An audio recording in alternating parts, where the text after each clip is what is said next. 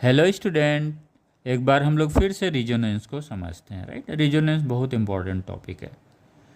हम लोग करते क्या है, पी और क्यू एक दो फिक्स पॉइंट है, उस पर किसी रबर को स्ट्रेच करके फिक्स कर दिया जाता है। राइट, ये रबर स्ट्रिंग है, इसको यहाँ पे फिक्स किया जाता है स्ट्रेच करके। Right, okay. अब यहाँ पे क्या करते हैं, चार पेंडुलम ए सी डी बी हैंग कर देते हैं, जिनके लेंथ क्या है, डिफरेंट है। बस ए और बी पेंडुलम का लेंथ क्या है, सेम है। डिफरेंट लेंथ रखने का पीछे क्या है, मकसद है। मकसद ये कि हम फ्रीक्वेंसी का स्टडी कर सकें। जैसे हमको पता है सिंपल पेंडुलम ही हम क्यों उदाहरण ले रहे हैं, इसलिए कि इसका फ्रीक्वेंसी हमें पता है, सिंपल है वो समझने के लिए।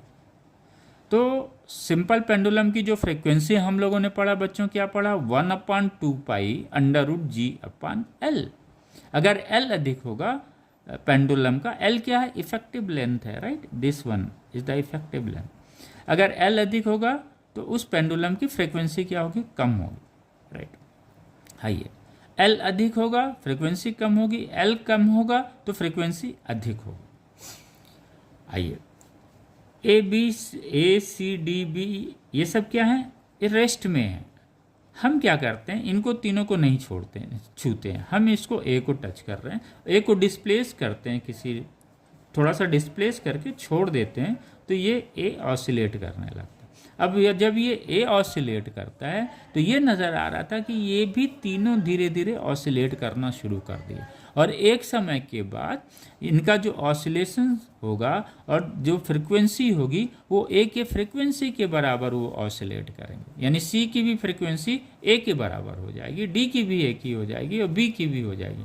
चूँकि जो बी पेंडुलम है उसका इफेक्टिव लेंथ और ए पेंडुलम का इफेक्टिव लेंथ क्या है, सेम है। तो जब सेम है तो इनकी फ्रिक्वेंसी भी क्या होगी, सेम होगी।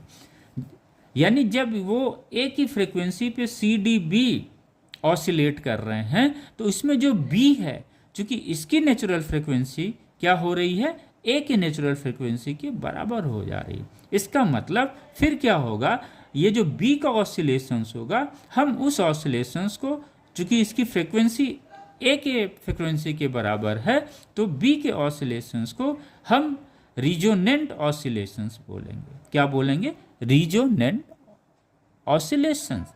कब रिजोनेंट होगा, जब बी की जो है नेचुरल फ्रिक्वेंसी ए के नेचुरल फ्रिक्वेंसी के बराबर होगा, तभी ये रिजोनेंस का प्रोसेस होगा। यानी बी रिजोनेंट ऑसिलेटर्स है, और इस फिनोमिना को हम क्या बोलते हैं, रिजोनेंस बोलते हैं। इसमें होता क्या है, बी का एम्पलीट्यूड क्वाइट लार्ज हो जाता है, तेजी से बढ़ जाता है रिजोनेंस के कारण।